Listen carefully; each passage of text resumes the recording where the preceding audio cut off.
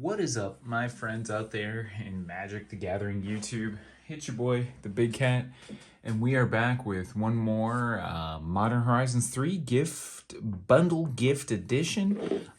These have been really great. So far I've done two, just uploaded the second video today.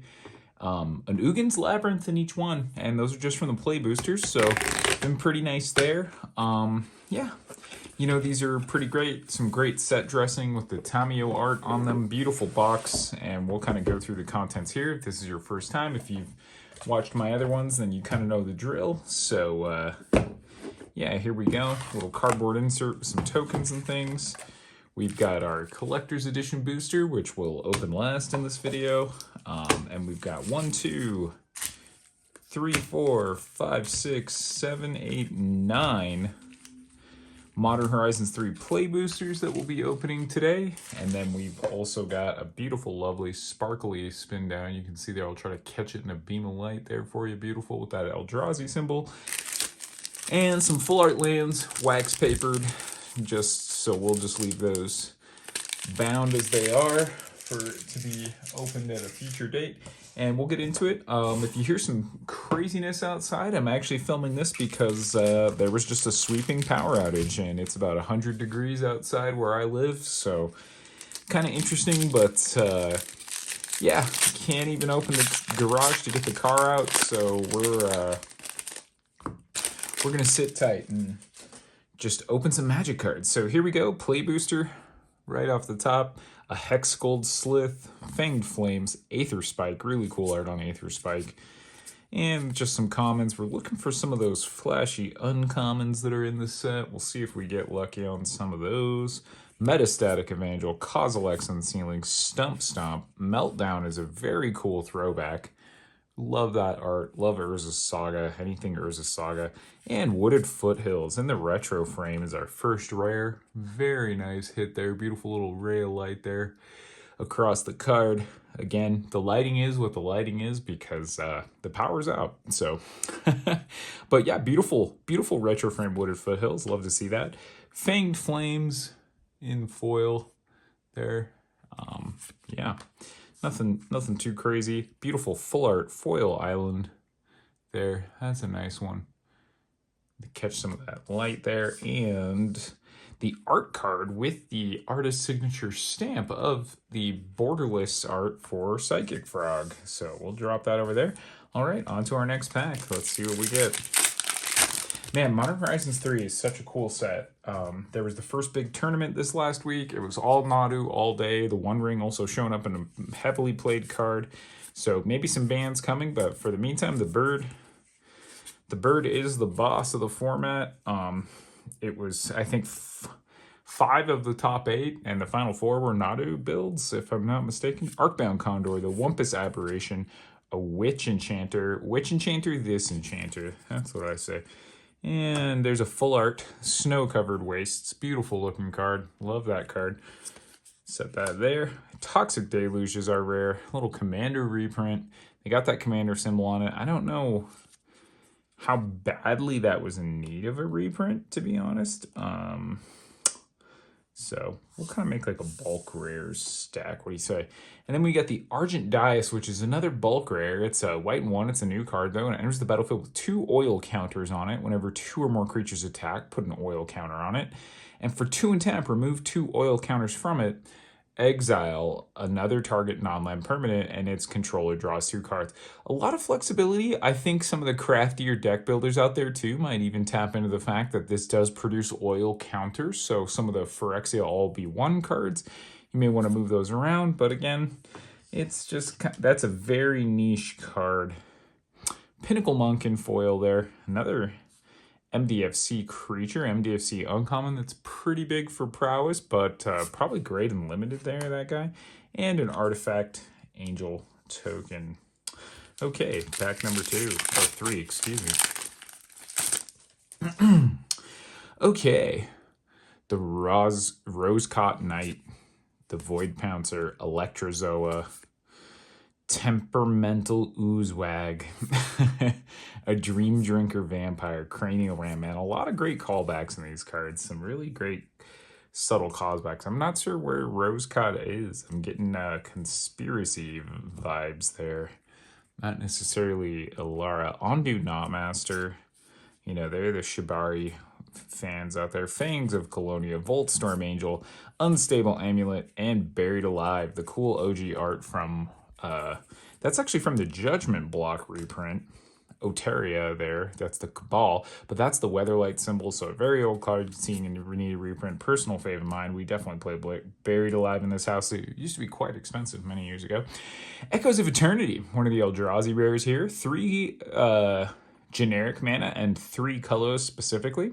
It's a Kindred enchantment, so we're seeing the return of Kindred as a typal. It is an Eldrazi spell. If a triggered ability of a colorless spell you control or another colorless permanent you control triggers, that ability triggers an additional time. So that additional triggering effect, that somewhat panharmonicon direction of design they're doing for Magic and especially Commander, showing up here for the Eldrazi's.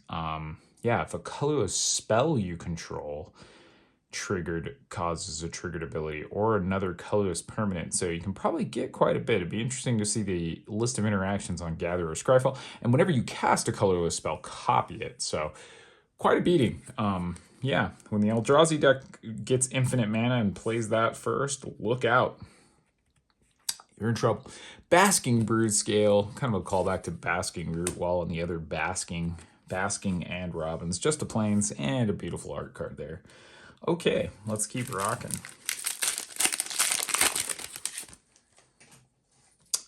Colossal Dreadmask, an equipment that makes your creature Colossal Dreadmaw, retrofitted Inventor, Sage, a Snapping Void Craw.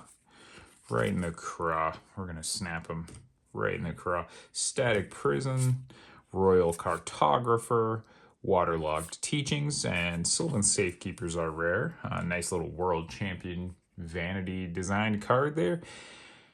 From Judgment, not the best, not the worst. We'll just put him down here. Spymaster's Vault. You know, there's these interesting rare lands for all the colors.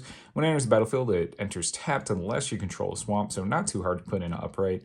Adds a black mana, and for a black and tap, target creature you control connives X, where X is the number of creatures that died this turn, and when you connive X, you draw X cards, then discard X cards, and you put a +1/+1 counter on that creature for each non-land card discarded this way. So great for graveyard synergies. This is a nice trick. I mean, if you play this and hit your board wipe, for one more to have anybody who sticks around, or the creature you just play right after it, or a creature with Undying, get a large connive trigger. I mean, there's Spymaster's Vault's going to find a home. And speaking of Spymaster's Vault, here is the borderless version of the green land in this cycle. Shifting Woodland, and it enters the battlefield tapped unless you control a forest, and it taps for green. And then it has Delirium, 2 colors and 2 green. Shifting Woodland becomes a copy of target permanent card in your graveyard until end of turn. Activate if there are only 4 or more card types among cards in your graveyard. So there's some interesting synergy there. These both work very well together. I mean, yeah, conniving big, getting those triggers, and then copying is a nice little synergy there. So kind of a synergistic little pack there. That would have been a wild pack to open. Unlimited choices. Probably not getting a wheel out of those with those land choices out there. All right.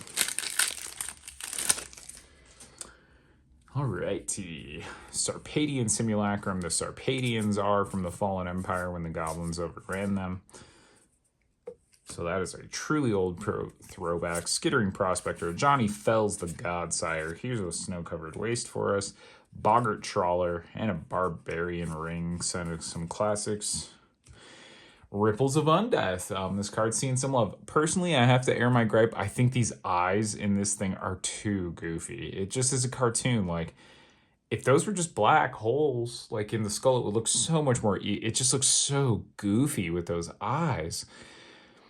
Also, like on elephants and stuff, isn't that third hole like a nose or a thing? At the beginning of your pre-combat main phase, mill 3 cards. Then you can pay 1 colorless and 3 life. And if you do, put a card from among those in your hand for black and 1.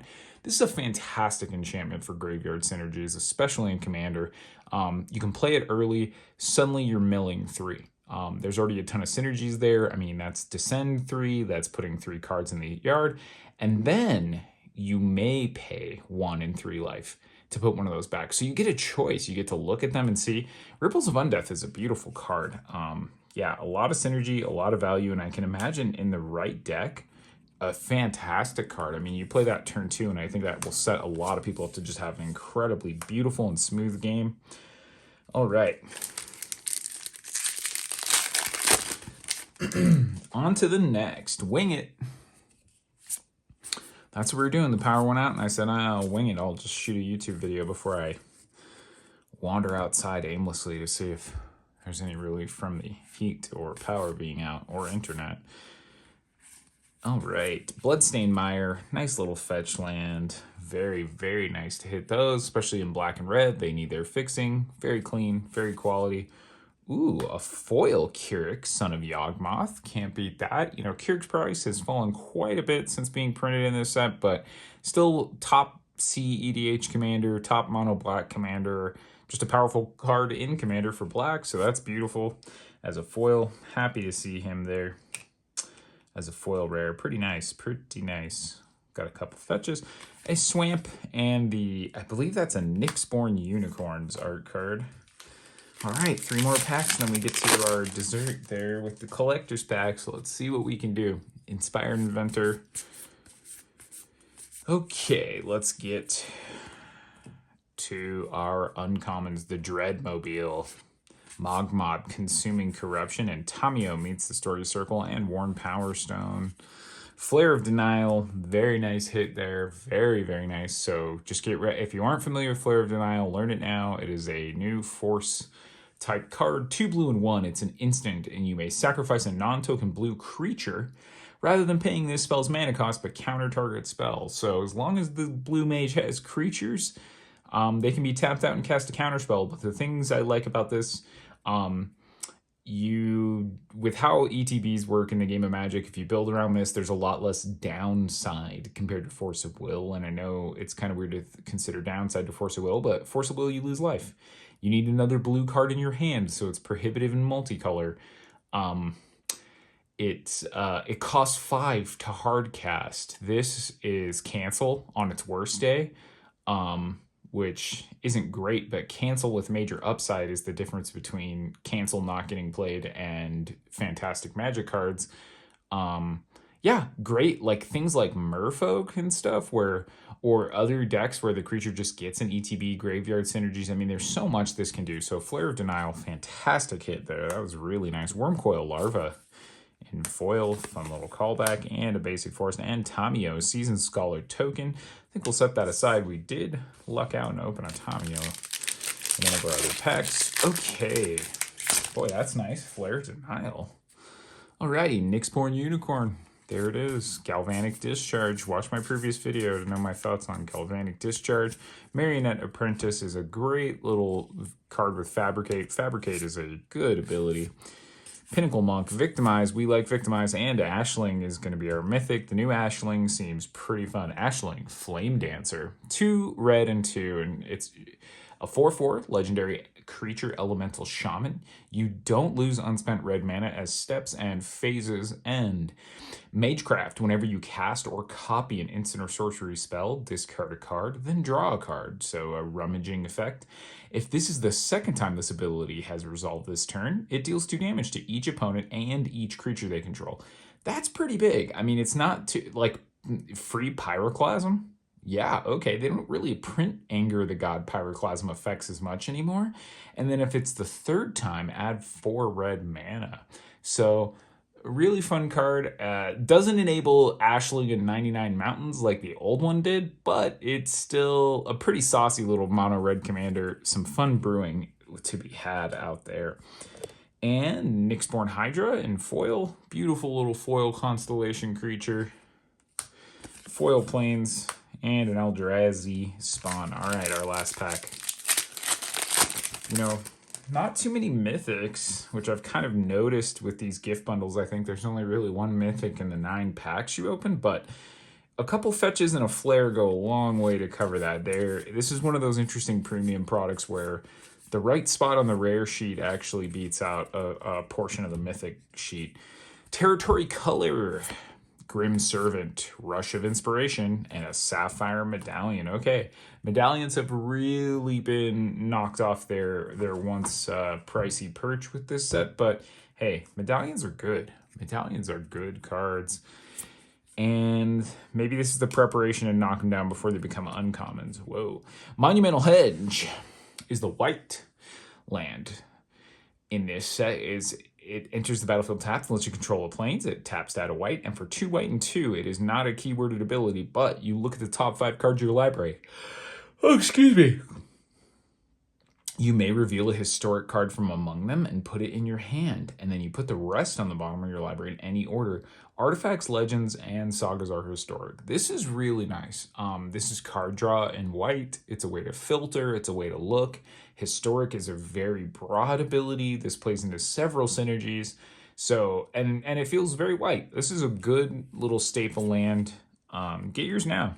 You're going to make decks that want those. All right, double-sided token and a really generic foil. So let's get into our Collector's Booster Pack. Thank you for hanging out with me on a hot, powerless evening here in the first week of July. Here we go. Sage of the Unknowable. Well, I know his abilities and power and toughness and mana cost, so work on that. Solstice Zealot, Molten Gatekeeper, the Dross Claw. Here we go to our uncommons. Glyph Elemental, Triton Wavebreaker, Blood-Soaked Insight. Sure enough, no one cares. Full Art, Eldrazi Land, Plains, and Foil. These are gorgeous. Very cool. Ulamog doing his thing, going berserk. Abiding Grace in the retro frame is an enchantment for white and 2. At the beginning of your end step, choose 1, gain a life, or return target creature card with mana value 1 from graveyard to the battlefield. That seems like a little commander staple in the right deck. That's a lot of fun. Unstable Amulet is red and 1. Man, I love the foil old school red retro frame. It just looks cool. It's just like a slate of stone. Red and 1, it's an artifact, and when it enters the battlefield, you get 2 energy. When you cast a spell from anywhere other than your hand, it deals 1 damage to each opponent. Tap it and pay 2 energy. Exile the top card of your library. You may play it until you exile another card with Unstable Amulet. Fun for Prosper decks. Ooh. Party Thrasher is our first rare and foil. Red and 1, he's a lizard wizard. Non-creature spells you cast from exile have convoked, so Prosper Tomebound, probably again. And at the beginning of your pre-combat main phase, you may discard a card. If you do, exile the top 2 cards of your library, then choose one of them. You may play that card this turn. So decks that want to play cards from exile, which is becoming much, much more of a theme. He's a little clutch. He's not a bad utility creature for the moment. I think he is worth pennies on the dollar at the current time of Broodmate Tyrant, man, what a throwback. Green, red, black, and 4. It's a big giant dragon. It's a 5/5, and when it enters the battlefield, it makes a 5/5 because it's a Broodmate. But this one, the difference is, this one has Encore, so you can cast it again. So Karthus was not the first Tyrant of Jund, nor will he be the last. So if you like dragons, then make dragons. And then there's a borderless Argent Dice, so we're really plumbing the depths of what the lowest value of these cards can possibly be. With that Argent Dice we already looked at, borderless Argent Dice, and Shilgangar, wow. So yeah, probably the cheapest of these portrait legends as well. It did allow them to print Gengar on a magic card there. Eat it, Pokemon. 2 black and 3. And he's an Elder Demon. He's a 6/6 flying. Sacrifice another creature, create a blood token. If you sacrifice an angel, create a blood tokens equal to that toughness. And then for 3 Orzhov mana and sacrificing 6 blood tokens, return each creature card from your graveyard to the battlefield with a finality counter.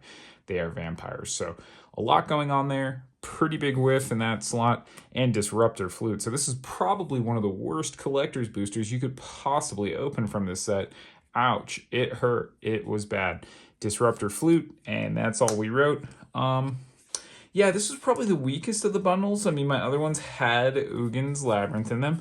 But, you know, hey, we got a Flare, we got a couple Fetches, and we got a Foil Keurig. So that's about the best we did. Pretty low in value, but Modern Horizons 3, still a great set. And I hope you all are staying cool out there. And thank you for watching. Catch you on the next one. Peace.